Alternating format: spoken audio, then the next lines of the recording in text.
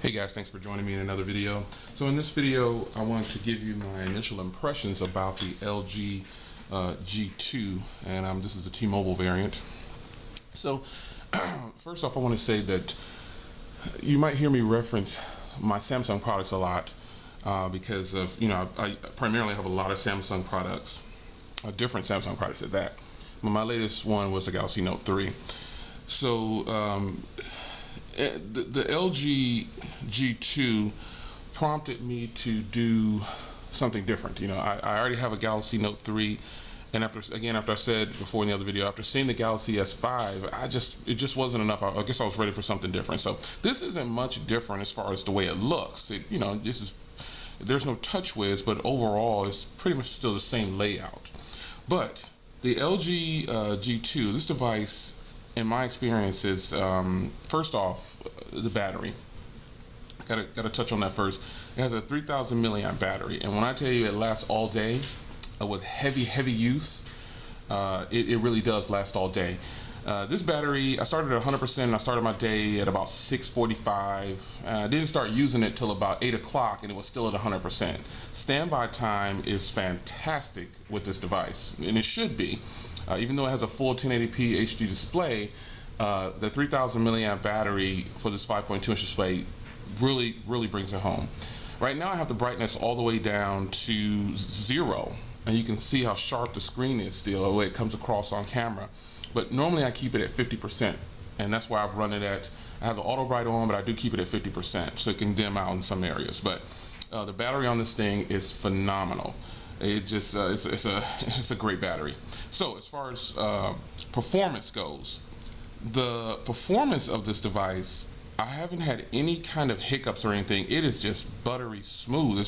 It's almost it's really unexpected to be honest, because I've used so many TouchWiz devices, and I have so many, and I've used iOS devices, and I have a couple of those. The iOS is a buttery smooth operating system, but I still say Windows Phone has the smoothest feel in an operating system.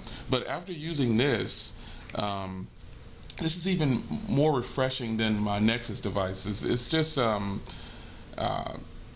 really smooth device. I've done some media content, I've done some tethering, I've done some navigation. I did all these things on the other day to try to really bang it hard and see how I could, break it down. But it lasted for a while, and it lasted all day actually. And I still had about 20% by the time I ended my day late last night. So the battery is great, the performance is great, reception is just fantastic. One key feature though, and I like the way it looks. I've ordered some accessories for this. I posted those on Twitter, and I think that you'll enjoy those ones that I bought. I spent $2 and got 5 things. Anyway, in comes the USB host. This is something that I've always done with Samsung products. Always use the USB host when it was available. Well, this USB host showed me a different side of using a USB host. So in doing so, this phone has a 32 gig and it has 24 gigs available, and I've got a lot of stuff on here, and I still got 19 gigs left, as you can see there. So I like the way this USB host works over Samsung, and I'll show you. So I've got an 8 gig card, or 8 gig USB stick in here saying this, and I've got my adapter here. So watch what happens when I plug this in.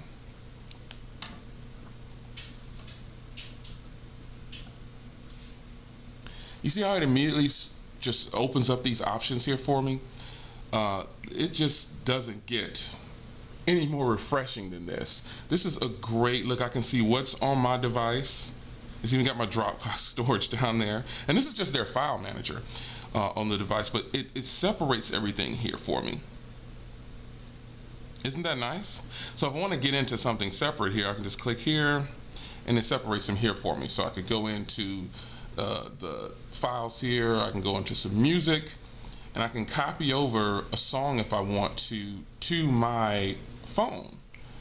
And it's really fast, it's really intuitive. I really like how they've done their file management for their USB host, and it works flawlessly. I plugged in a 750 gig hard drive and it wouldn't take it. Obviously, I just wanted to test it out because on some of the Samsung devices I've had, it actually worked. So that's nonetheless, it's still pretty much everything. The camera that I'm recording this with, I plugged this into the phone and I was able to access everything. I mean, it is just a great device so far. First impressions are, I'm extremely impressed. So let's unmount this here. And you just scroll down and you can see the storage just on there.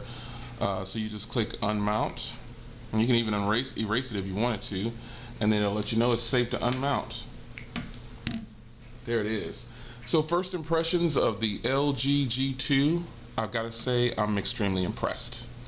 So for now, I don't want to keep going because I'll mess around and do a full review too soon, but this device has held up pretty well in every situation I put it through. The camera is fantastic, but there are some hiccups to that, and I'll get into it later in another full review. But here it is, full review coming soon, but this is the first impressions of the LG G2. I think if you're a Samsung person, you really need to try LG.